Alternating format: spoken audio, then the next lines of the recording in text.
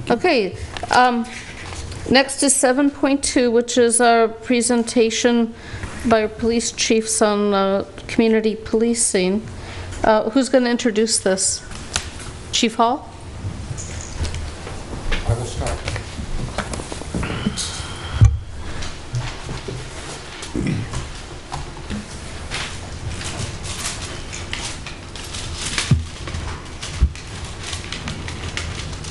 What should you?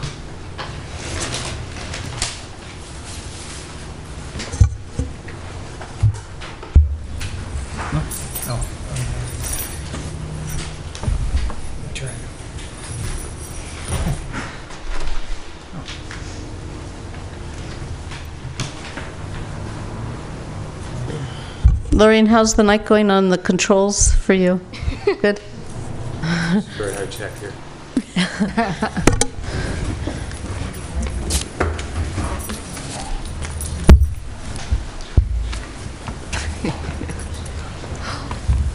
Madam Mayor, City Council members, thank you for the invitation to talk a little bit about community policing.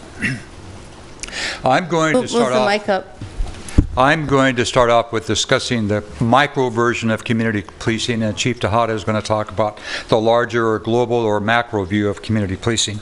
As you know, I came up to Emeryville as the interim chief of police the 1st of May this year. And I was asked to do two things. One of them was to maintain the department until a permanent chief was selected. And the second thing was to do an assessment of the organization, which I did. And one of the first things I noticed about Emeryville was the fact that its incredible potential in terms of developing police-community relationships based on good relationships it already had. I was told by members of the city and also members of the department, and they were very proud of this, they had received an 85% approval rating from the community. And I thought, well, that's good, but that's not good enough. What happened to the other 15%? So it made me get kind of curious about how we were doing our job as an organization. All of my statements are based on my personal observations and not criticisms. They're with an intent to make a wonderful organization better. That's the purpose of my assessment. That's the purpose of my statements. I'm very confident in working with Chief Tejada, which I've shared a lot of information with. She's the right person to take this organization off into a wonderful future. Now, one of the things before I get into the actual components of community policing is that there is nothing too small for an officer or any of our employees to address. The small things matter. If you don't take care of the small things, guess what? They get bigger. So what we want to do in our organization is have people go to work, whether they're civilian or sworn, with this idea in mind: how do I find the little things that I can help something get better or make an improvement? One of the issues about community policing, and people think it's a theory, some people think it's a kind of a process. Community policing is a state of mind. Community policing is a frame of mind that you have when you come to work every day. So our challenge in law enforcement is to bring people into the organization who really and truly do have the community interests at heart.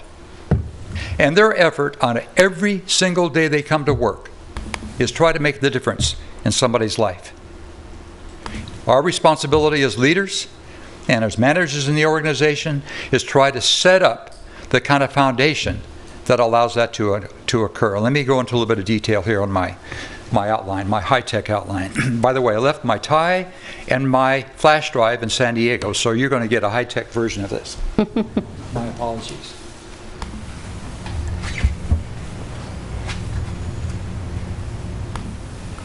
What is community policing? State of mind versus a strategy, and it's to work to make a difference. And one of the things we've found in going back and asking people, why do you do what you do? Most often, people will say, yeah, the money's great, but I want to do something that's meaningful. I want to make a difference.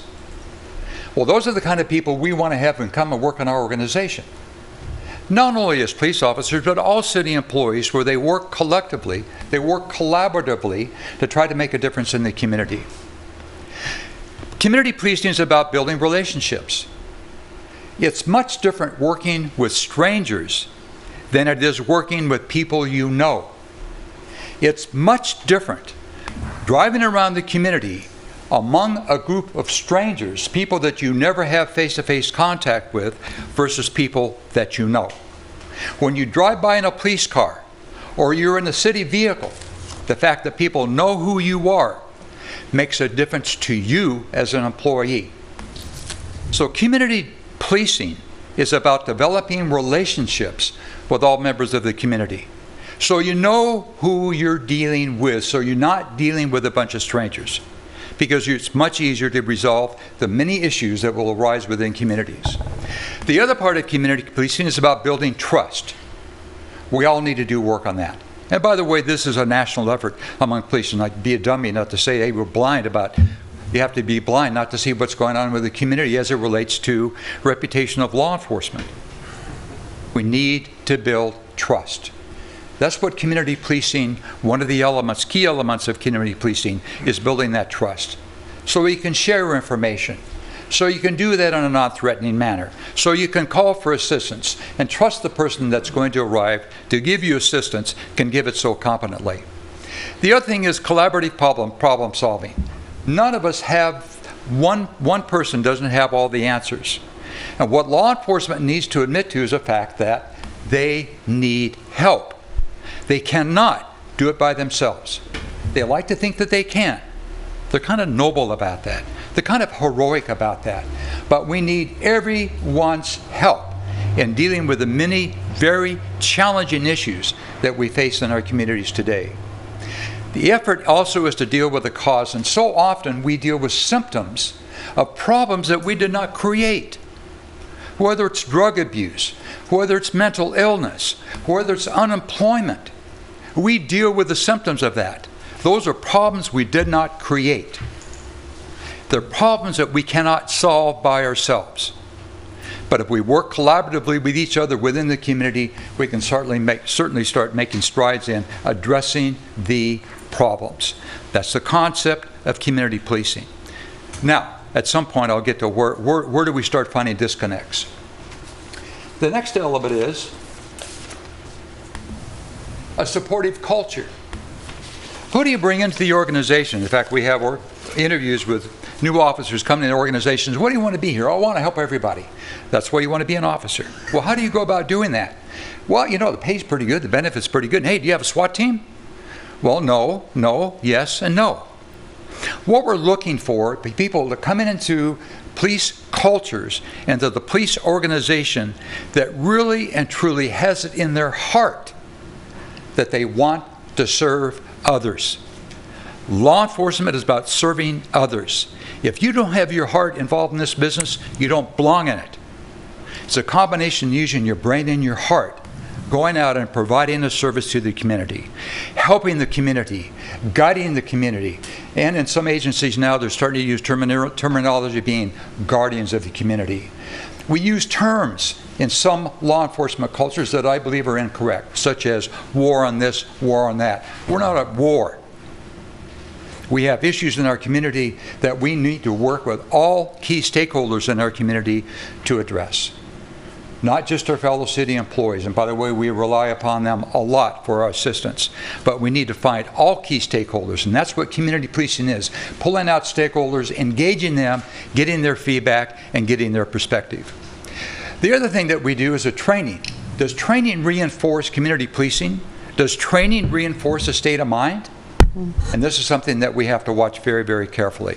The other thing is performance evaluations. One thing I noticed at Emeryville, and performance evaluations are very number oriented. Well, what do numbers show? You did 10 of this and 15 of that and 20 of that. That proves nothing to me. What I want to see are results. What did you do? What difference did you make? What changes did you make in the community? Doesn't have to be a big thing. Maybe I had all the weeds cut off a lot. Maybe I had a bunch of graffiti taken care of on the side of buildings, which, by the way, I see periodically, and we need to take care of it just like that. That's the job of our officers. Those are the small things they can look back on and say, hey, we had it addressed. That's caring about what happens in the community. I don't even live here, and I become offended by some of the crimes that are committed here. I think it's terrible. I wish we could do more about it. All these cars that are being broken into all the time. These people driving into Emeryville to get a cup of coffee, and they end up losing their laptops and their personal belongings and so forth. That to me is personally offensive. And I want our officers to understand that it's their personal responsibility. They'd accept that as a challenge to people come in our community and do bad things to one another. I just can't accept that. I don't think that's my role as a law enforcement officer, to get blasé about it and get tarnished. Well, it happens everywhere to everybody. I don't feel that way. And that's where your heart gets engaged in this. The other thing is, who do you promote? Who has positions of responsibility in the organization? If they're not demonstrating the core elements of community policing, chances are they shouldn't be in leadership or management positions. They're not the right people for the job. The other thing is, on collaborative efforts includes all city employees. Ultimately, what we want to have happen is that peers hold each other accountable for the highest of standards. It was really interesting. I was talking to a gentleman not too long, in fact, several weeks ago and he was a chief in another agency, Northern California, nowhere close to here, about how proud he was of going out in the community and having coffee with people in the community. Well, that's nice. Who else is doing that? He saw himself as the face of the department. Wrong. He's not the face of the department. He did not embed community policing in the organization. You know who should be having coffee with the community? The officers. They're the face of the department. They're the ones that develop relationships with the people in the community. Chief has big responsibilities, I get it. Chief is high profile, I get it. But you got to be humble about this, because the people that really matter and who we need to invest in, and they consequently need to invest in the community, are the men and the women out on the street doing the job day in and day out. The ones that you see driving by your business, driving by the house, driving down the street while you're out on a stroll in the evening.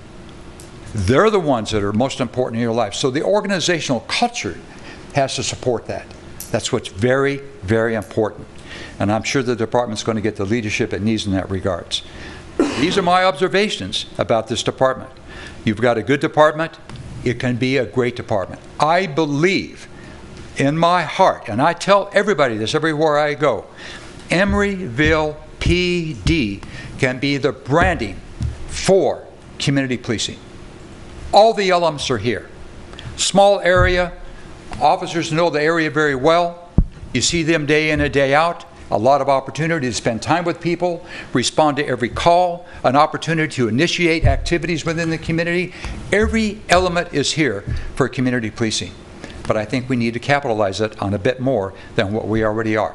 That's my feeling about Emeryville PD. It's my feeling about the city, and it's my responsibility to the council and the city manager, and most importantly, the prime beneficiaries of everything we do is the community.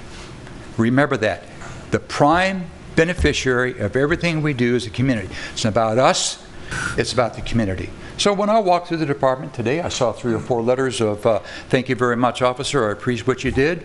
Little offers of thanks for very small gestures that our officer engaged in. That's what we're looking for. These are small acts you don't hear about. These are things we know about. I'm very thankful for that. There are many things that our officers do that really do not go appreciated. They go as, oh, that's what they're supposed to do. Believe me, everything they do is appreciated. And this is a very, very challenging environment for officers to work. Very challenging, and at times, very, very dangerous. I have ultimate respect for them. But I do believe that Chief Tejada and others can provide a foundation for this department to go from good to great. I feel that in my heart, I feel it in my mind. The last part of this is outcomes. So what are the outcomes? Enhanced community relationships. So what's that about? Well, if you know somebody in the community, you drive around and say, hey, Officer Smuck, you know what? I saw somebody over here, maybe you ought to take care of it, rather than trying to stop a stranger. That's very, very important. Increased trust and confidence in and with law enforcement. Increased sense of safety, and hopefully decreased crime. We all want to be able to walk out of our homes, our businesses, or wherever we are and feel as though we're safe, that we're not going to be the victim of some predator out there. We want all feel safe and free to move around. And our officers can help create that environment. Stakeholder groups feel validated. Stakeholder groups feel as though their opinions are valued. Stakeholder groups feel and believe and know that their input is important to all of us. That's very, very important. So whenever you have issues, it's very important to identify stakeholders, bring them into the circle, and ask them for their advice and their assistance. Higher expectations of the officers, both inside and outside the department. We're not going to dummy down. We're going to reach up. We're going to stretch. We're going to keep stretching. We have to do that. We can't get complacent. We can't accept this 85% approval rating. Baloney. Why didn't they get 90% or 95%? Or why didn't they get 100%? Because somebody got a traffic ticket? I don't think that's how people judge us. People judge us by how we interact with others. They judge us about how we show respect and dignity towards others. That's what often is used as a judge of how we conduct our job as officers. And most people realize and understand and appreciate this job is extremely challenging. The other thing that's very, very important is ongoing and open, an honest dialogue, and that's honest dialogue. And the other thing is sustainable change. And a little bit about sustainable change. In 1995, I don't know how many of you here knew Chief Coletti. Chief Coletti had a wonderful statement about community policing in his general orders. In fact, I have it here, but I'm not going to take the time to read it. I read that and I thought to myself, wow, 20 years ago, he nailed it. He nailed it because community policing was so important to him. And the department knew it. Everyone in that department knew it. Well, I look back on that and I think to myself, he created change. Somehow or another, we drifted away from that to an extent. We drifted away from that. So when you create sustainable change, I would like to have Chief Coletti come back for a day in a couple of months now and look at his organization and say, whoa, this is what we were talking about in 1995. It's like the rubber band. You pull the rubber band, you let it go, and it snaps back. Well, we need to create change that does not snap back. It sustains. And there are several key ways that you go about doing that. So 5 years from now, 10 years from now, guess what we're talking about? Even higher levels of community policing. That's what this is all about. So community policing is bringing the right people in the organization, providing the correct structure, providing the proper training and development and continuous training and development, and respecting what they do in terms of providing high levels of service to the community. So it's an honor to be able to represent Emeryville PD. It was an honor to be able to do an assessment, and deepen in the deepest parts of my heart, I got to tell you, this department has incredible potential. Believe me, I've been all over this country. I've been throughout the world engaging in assessments of law enforcement organizations. This department, I got to tell you, is really something that's going to blossom into something really beautiful. I am convinced of that. With that, I'd like to introduce Chief Tejada, who will talk about the macro version of community policing.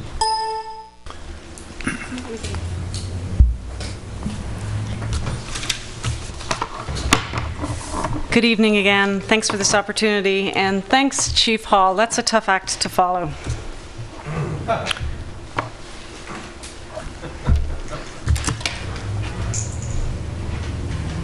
So I thought I would just build on what Chief Hall presented to you tonight and take you to a national level, because Emeryville is not the only community having this dialogue. There's a national narrative going on that we're all aware of about public trust policing. And when you really examine what they're talking about, it comes back to community-oriented policing. And so in December of 2014, President Obama asked for a task force on what 21st century policing is, what it ought to be. And he created a task force combined of experts in the criminal justice system, stakeholders such as service providers, community members, and they had meetings, they had teleconferences, they had all kinds of opportunity to collaborate. And at the conclusion of their work and their meetings in March of this year, they presented their findings to President Obama, and in May of this year, the President's report on 21st century policing was published. And so that's what I'm going to give you a brief overview of, because up to this point, and Chief Hall alluded to it, in 1995, Chief Coletti was talking and bringing in the philosophy of community-oriented policing. I came into law enforcement in 1994. I've been very fortunate that I grew up professionally with that philosophy. My reputation is building community relationships. It's working collaboratively with others, whether it's my fellow department heads, service providers, whoever it is who can help us bring a problem to closure and find solutions that serve the community.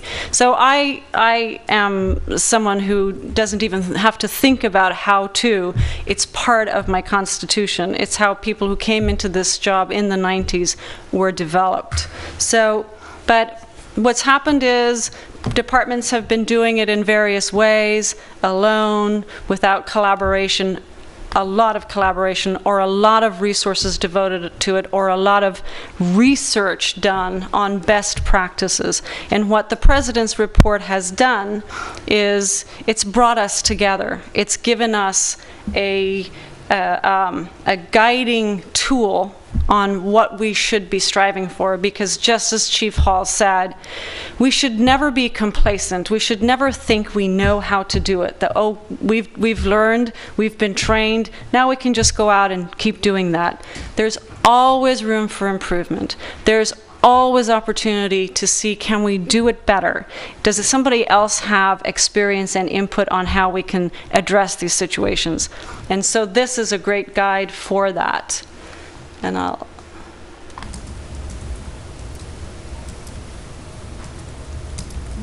so this is, let's see, there we go.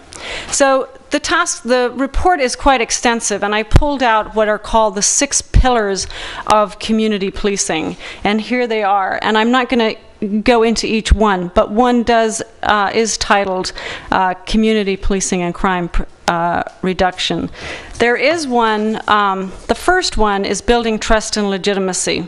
It's a really important topic to have dialogue around, because building that and maintaining community trust is hugely important. It's hugely important when we're dealing with very sensitive and tragic issues. Having that trust and people feeling comfortable coming and talking to us about their issues, it's hugely important. And when we have issues and we go back and we look at what could we have done better, this comes into play, because we want the community to come in and dialogue with us about what could have been done better. And so an important pillar of the 6 pillars. And it talks about procedurally just behavior. And I just want to talk about that for 1 second, because there are 4 main points when we talk about procedurally just behavior. And this is what I'm going to be messaging in our organization as we move forward. And it's treating people with dignity and respect.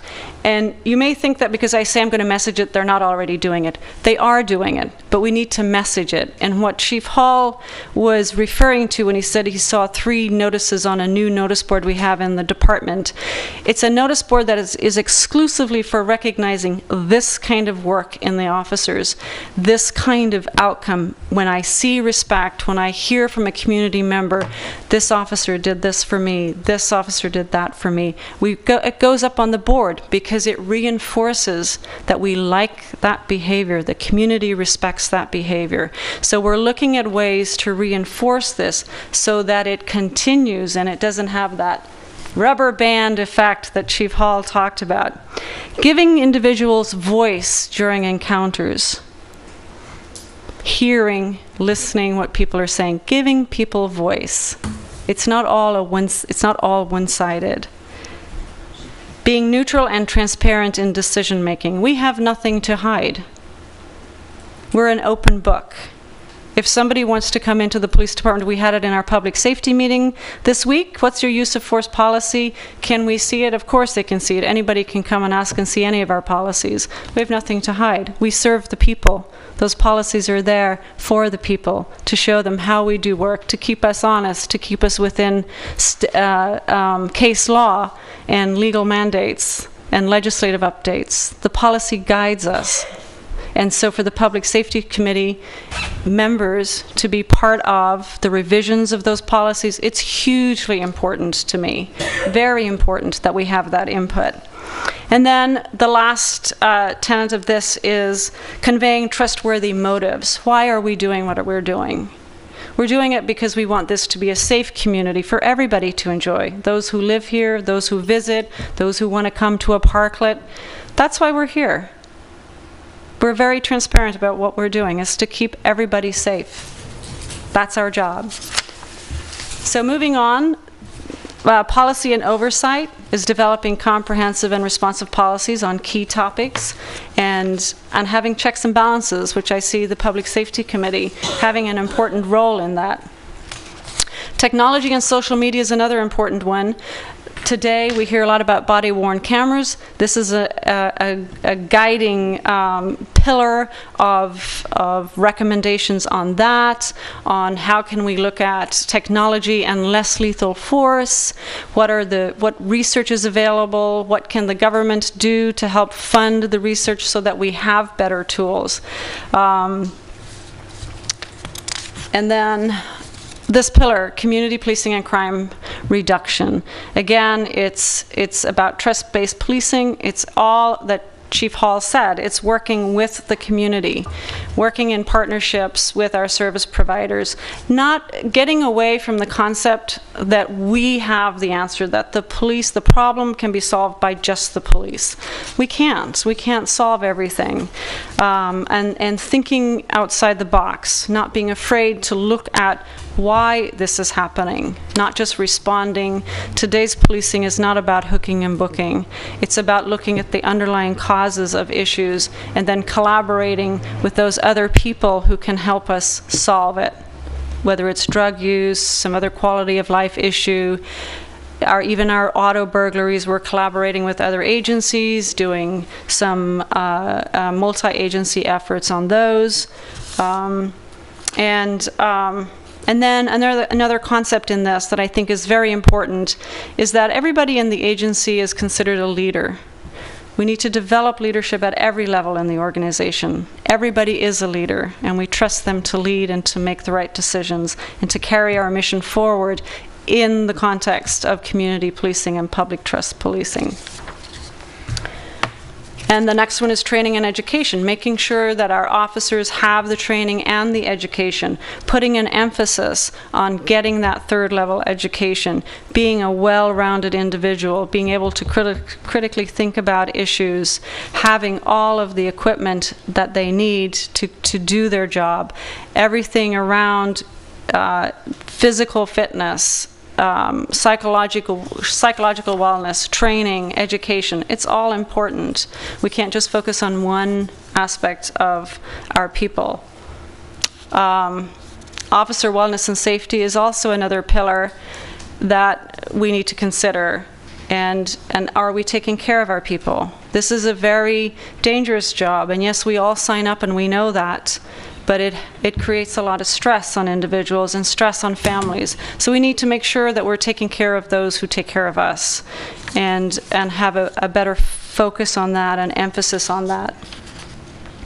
And so back to just crime prevention again. What do we do? What has been the guiding